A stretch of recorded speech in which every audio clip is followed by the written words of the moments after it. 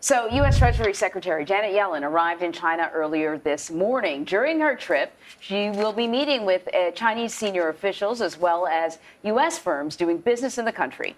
Her trip is part of an effort to relieve strained economic relations between the two world powers. CBS News senior foreign correspondent Elizabeth Palmer is back with us again.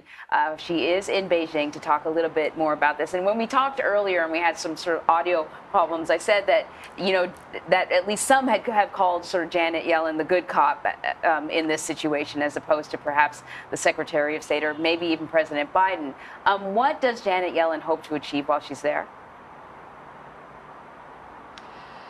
They've been very careful to keep expectations low. In fact, they've said straight out, you're not going to see any policy breakthroughs from this round of talks. But everything is geared toward making sure that this is the beginning of talks and not the end, to try and put this fractious and very testy relationship between the U.S. and China back on a productive footing. The two Chinese officials she's meeting are pragmatists, as is she. One of them, the vice premier, whom she will meet tomorrow, Liu He, was in charge of negotiating trade between China and the U.S. before he retired. He still has the ear of senior officials inside the party, including Xi Jinping, and so he will be a very good guide to the interior politics, and maybe they can map out what the administration is calling common ground. Later, she will meet the premier of China, Li Qiang. He is very influential now, and he's also known to be very pro-business. So perhaps there will be good mood music coming out of this, if not big breakthroughs, at least a commitment to carry on talking and maybe get to some of the sore points a little further down the road. Elizabeth, it's Ed O'Keefe. It's good to see you there in China. You were hoping for good mood music. There may have been some sour notes sounded yesterday when the Chinese government announced export controls on two metals that it actually mines in abundance and are essential in the manufacturing of microchips. Is this decision directly tied to the United States and trying to, in essence, screw them a bit in the development of microchips? Yeah, two elements that nobody had ever heard of until yesterday. I was thinking if you could look up the Google hits, search engine hits on gallium and germanium, they would have been practically, vertically yesterday. The curve would have been vertical. Anyway, yes, there's no question, although China hasn't said we're doing this to hurt the United States, there's no question that it's a message that if you are going to put tariffs on us, and more particularly stop advanced technology and microchips from the United States coming to China, we can retaliate. And this is one way that China is signaling it would do it. These kinds of export controls that China has done in the past often in the end backfire, because obviously in the capitalist world, if there's a shortage of gallium and germanium, countries all over the earth are going to be scouring their own territory for supplies. And so in the end, China, now almost the only supplier, could become just one of many. But it's definitely a shot across the bows.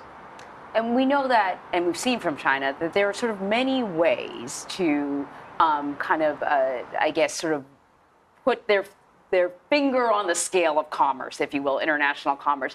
Sanctions, sure, one of them, but we saw recently, China cracking down on these consultancy firms that help American companies do business in China. So I'm wondering, what will Secretary Yellen ask for? What assurances could she feel comfortable asking for from Chinese officials tomorrow?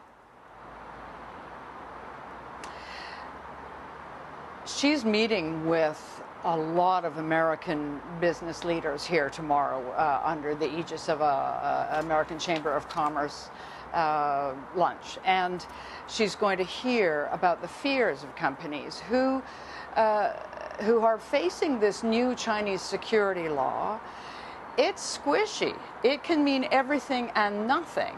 But if the Chinese government decides an American business here collecting information on Chinese companies for investors is actually spying, they can come and arrest people, detain people, seize computers and so on.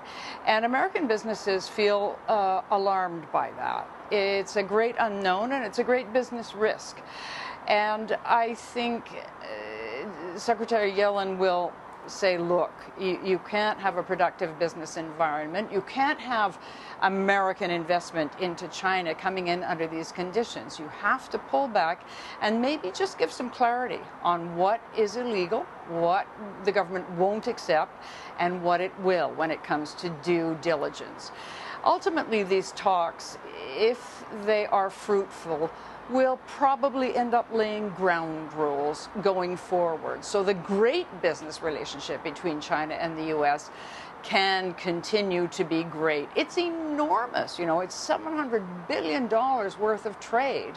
And both sides ultimately want it to continue, and China especially, because its economy has not rebounded from COVID the way everybody hoped, really does need the United States right now. So in that sense, this may be quite a propitious time for Janet Yellen to say, look, let us try and come to let us agree to agree in certain areas and make clear rules going forward.